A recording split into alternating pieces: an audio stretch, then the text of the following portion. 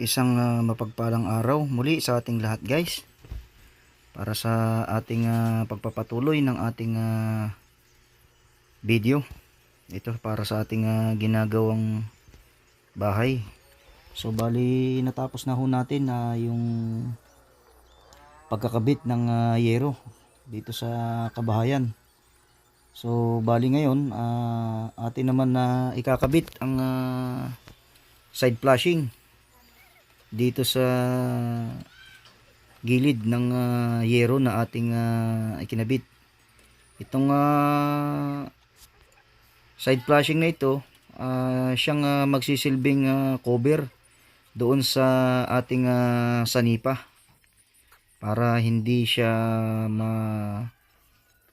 masira kaagad ng kapag umuulan. So bali itong side flashing na rin ito ay siyang isa sa nagbibigay ng buhay at ganda ng ating bubong. Kaya atin na munang kakantuhan itong side flashing para magandang tignan ang kanyang paligid. So bali ganyan lamang po, guys, ang proseso ng pagkakanto ng side flashing nitong Banawi type side flashing gutter. So bali kinukuha muna natin yung eskwala niya, and then kukunin natin yung 45, and then ating ikakat. So bali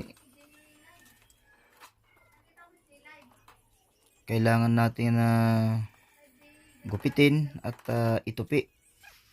Sa pagtutupi naman nitong side flashing na ito, kailangan ay magtitira tayo ng 1 inch para sa pagre-rebetan natin.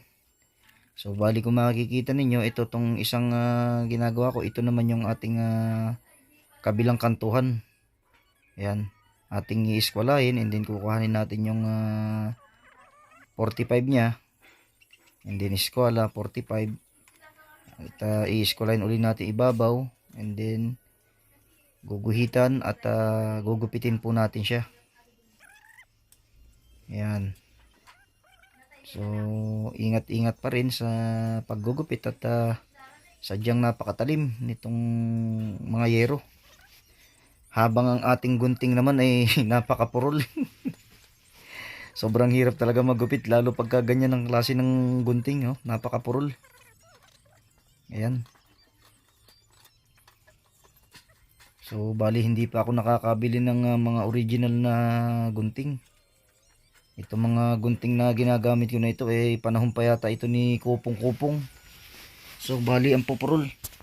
Actually bali 3 gunting ang aking ginagamit sa pagkakat nito. Kailangan nung left and right na gunting at saka yung isang straight. Kasi pagka gugupit ka kasi ng kantuhan, kinakailangan meron kang left and right na gunting. So ayan, guys, bali ito yung dugtungan ng kantuhan nitong gutter. So bali ating idudugtong yung side flashing. Ayan. So bali kung makikita ninyo, aking tinatabas. Kinukuha muna natin yung tamang sukat niya para sa pagdudugtong, and then gugupitin natin at itutupi natin para hindi makasagabal yung kanto niya sa panibagong side flashing na ating idudugtong. Yan, ganyan lamang ang paggagawa ng side flashing na yan. Idudugtong natin siya doon sa gutter, sa gilid.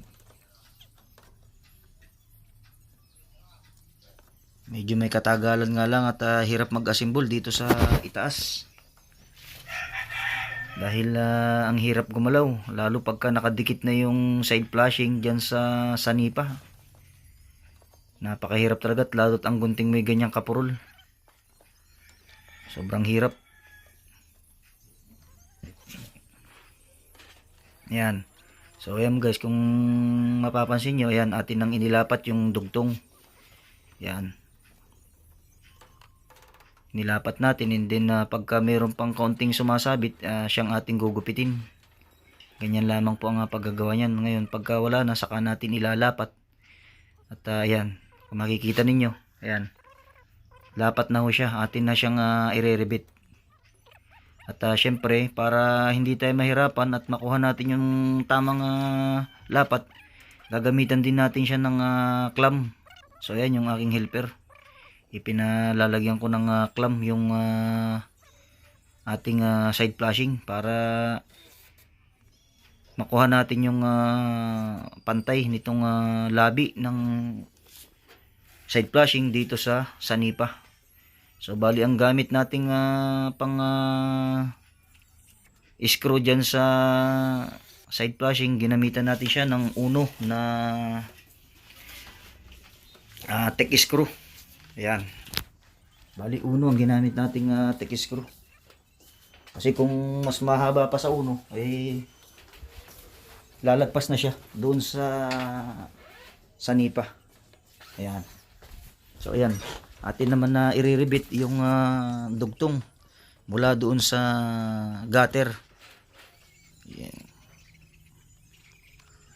Ayan. So ayan, atin na nga iriribit.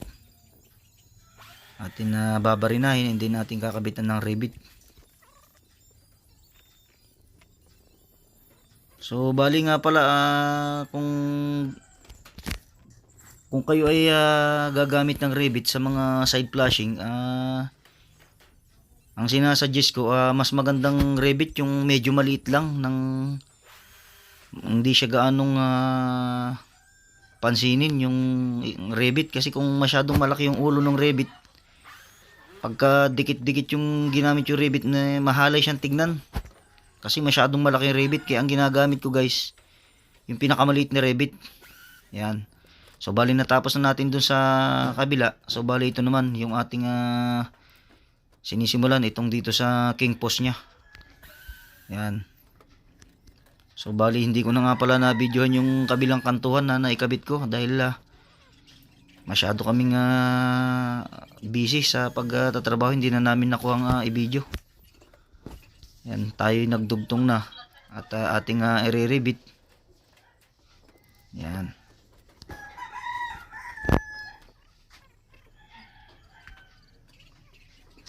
So bali natapos na rin namin yung side at saka itong dito sa king post nya.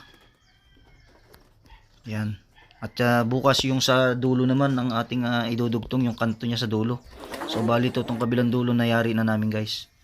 So ito na guys yung ating ginawa kanina. Yan, kung mapapansin nyo, naikabit na natin yung kanyang side flashing doon sa gutter. Ayan.